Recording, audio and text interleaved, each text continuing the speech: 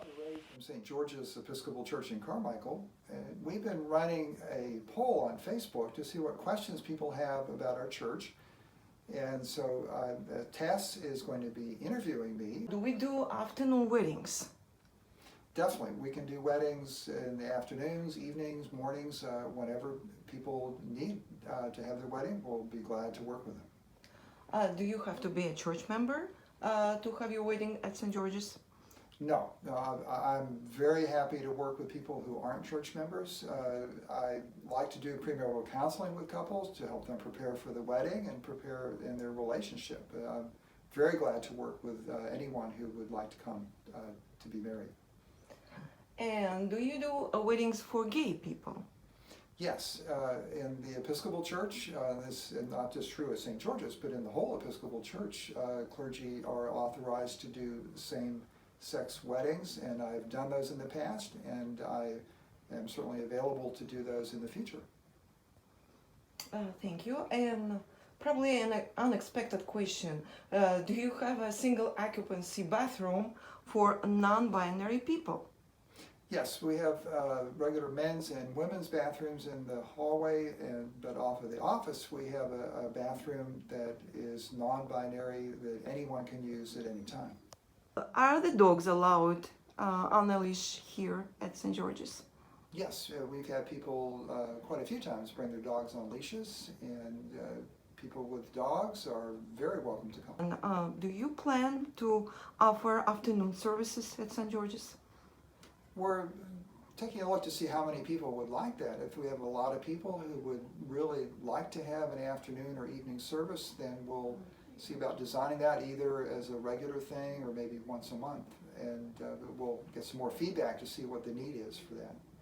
Mm-hmm. Another more personal question here is, I'm a diverse person. Can I be offered communion here at St. George's? Definitely.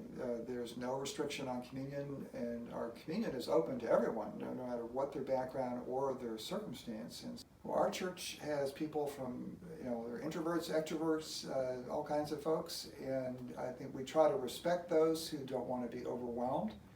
And if somebody's interested in coming, I would love to maybe get a chance to meet with them in advance and get to know them a little bit. But we promise not to overwhelm anyone who comes, and to welcome you as you would like to be welcomed. And yet another question.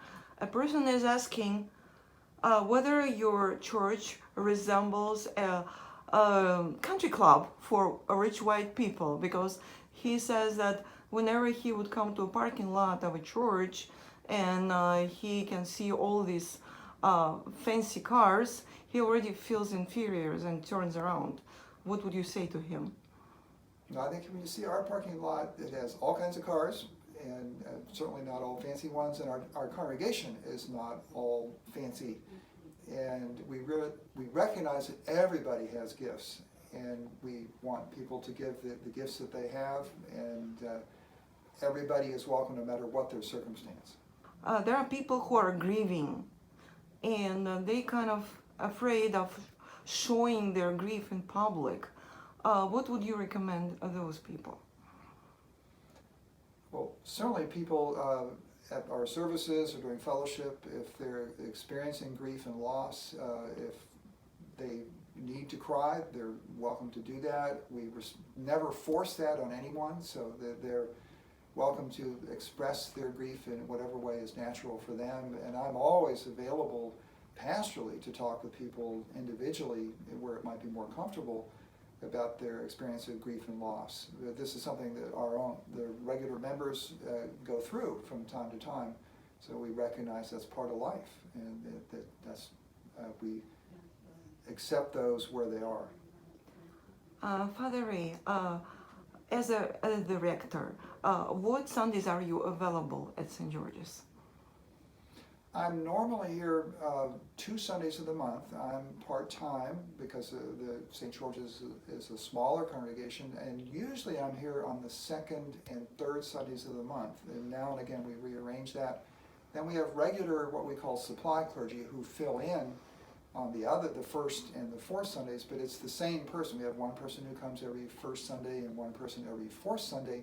so the congregation gets to know them and they know the congregation. And this, for us, has worked out really well. Thank you for all your responses, Father Ray. Well, thank you, Tess.